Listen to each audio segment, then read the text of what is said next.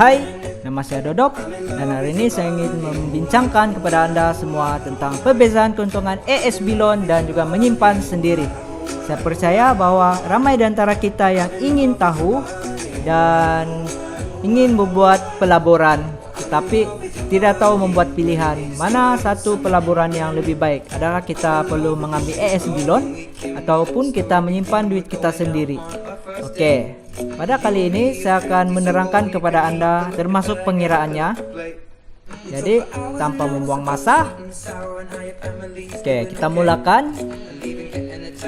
Pada ujung tahun 2017, ini sebagai contohnya, kita meminjam sebanyak 100.000 pinjaman dengan kadar faedah 6% dan bulanan kita adalah 474. Saya kira ini berdasarkan dengan kadar interest 3%, adalah kadar yang paling rendah. Sebagai contoh kita saja, awal tahun 2018 kita dapat dividen kosong, sebab sebelum kita pinjam duit di dalam akaun kita adalah kosong, jadi dividen kosong.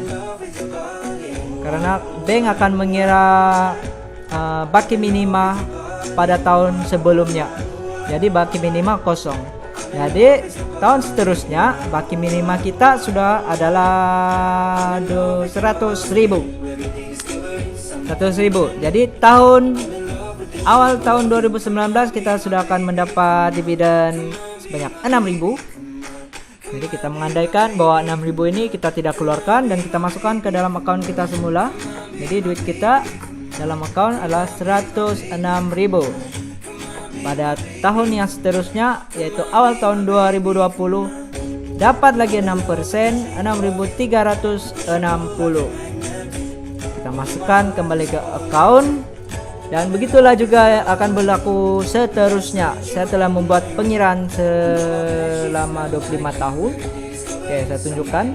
Ini tahun ke-8 hingga tahun ke-14. Oke.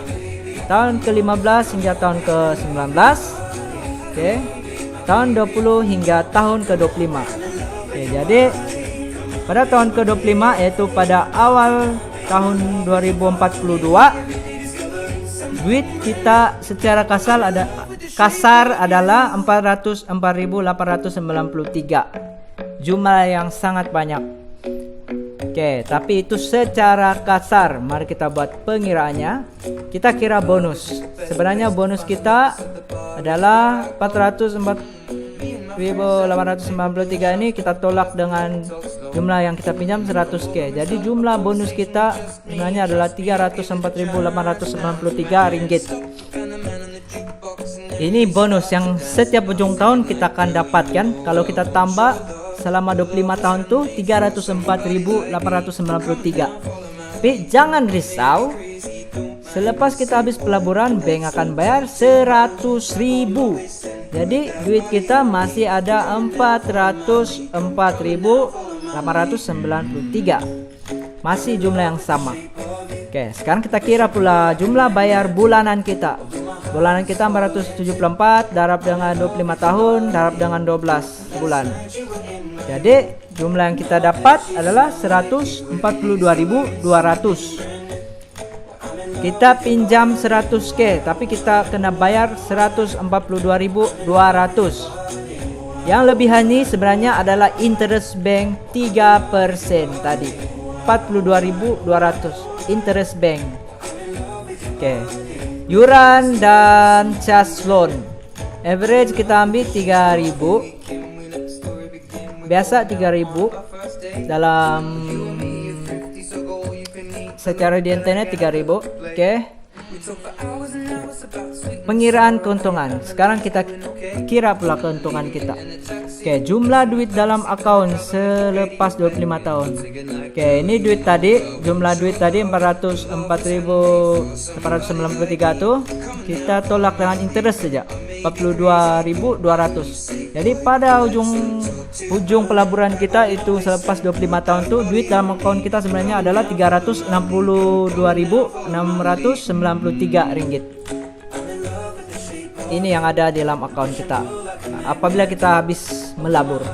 Oke, tapi itu bukan jumlah bersih. Kita kira pula jumlah bersihnya, yaitu jumlah duit tolak dengan bayaran bulanan tolak dengan yuran, yaitu 404.893 nih tolak dengan 142.200 tolak dengan 3.000. Jadi kita akan dapat jumlah bersih duit kita yang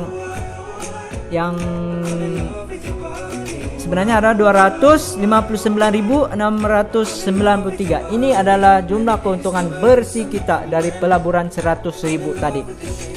259.693. Banyak kan? Oke.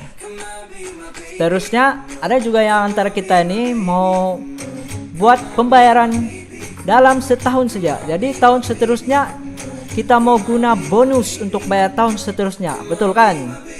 Ada juga yang mau begitu. Oke, kita buat pengiraan dengan itu juga. Kalau ada yang mau tahu. Oke. Kita kira untuk 1 tahun 474 darab 12 kita akan dapat 5.688. Bonus kita 6.000. Jadi maksudnya bonus lagi banyak daripada bayaran bulanan kita. Jadi kita coba tolak 6.000 tolak 5.688. Jadi ada baki 312 ringgit dalam masa setahun. Kalau kita kira 25 tahun berapa dia punya lebihan? 7.800 jumlah lebihan bonus kita. Lepas itu ini maklumat yang seperti biasa. Selepas habis 25 tahun kita akan dapat 100k. Lepas itu jumlah bayaran bulanan 142.200, interest 42.200. Oke, sekarang pengiraannya. Duit di dalam ESB tolak dengan pinjaman duit tambah amortization. Saya tunjukkan ini supaya Anda nampak perjalanan duit kamu. Duit dalam ESB 100k tolak pinjaman duit 100k tambah amortization 100k. Jadi sama juga 100k juga duit kamu dapat. Oke, reminder bayaran bulanan kita yang 142.000 tuh kita guna bonus saja bayarkan. Kita guna bonus untuk bayar sudah termasuk dengan interest. Termasuk sudah dengan interest. Jadi kita tidak payah tolak lagi dalam pengiraan.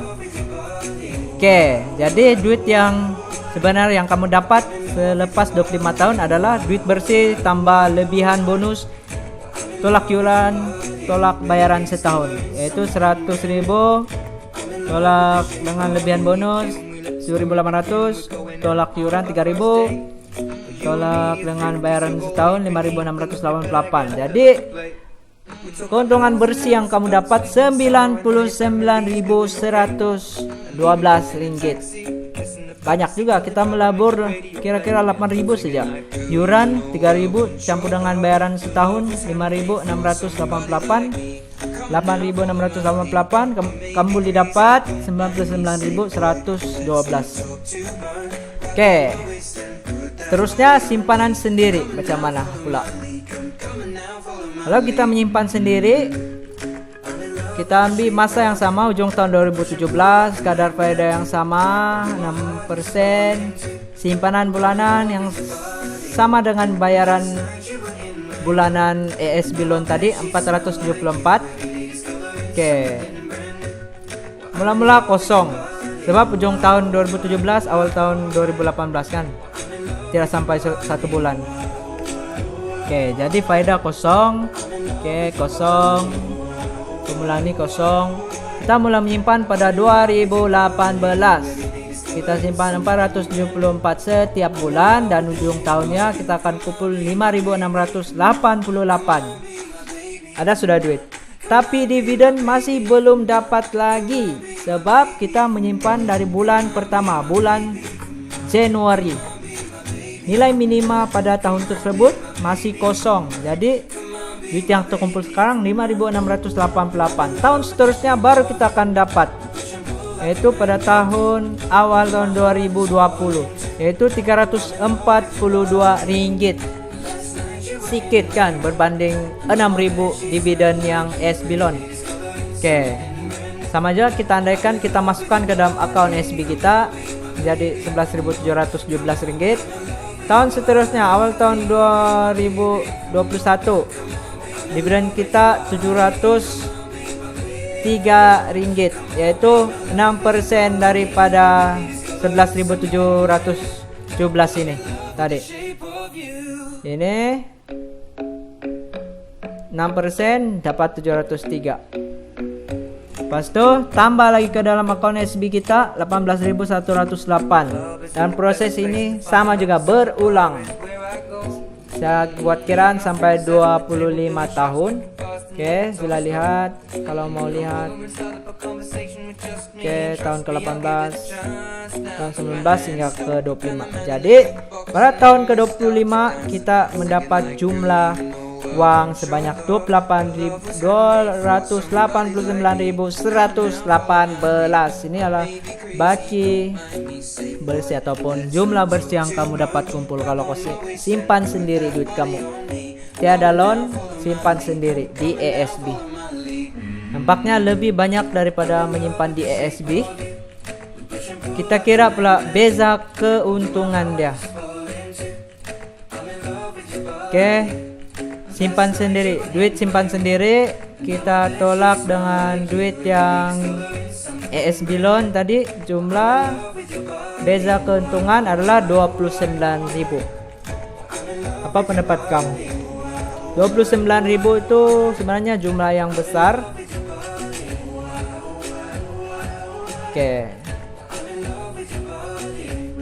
Sekarang kita tengok kelebihan dan kekurangannya pula. ASB loan, kamu punya pinjaman tuh akan diinsurankan. Kalau simpan sendiri tiada insuran.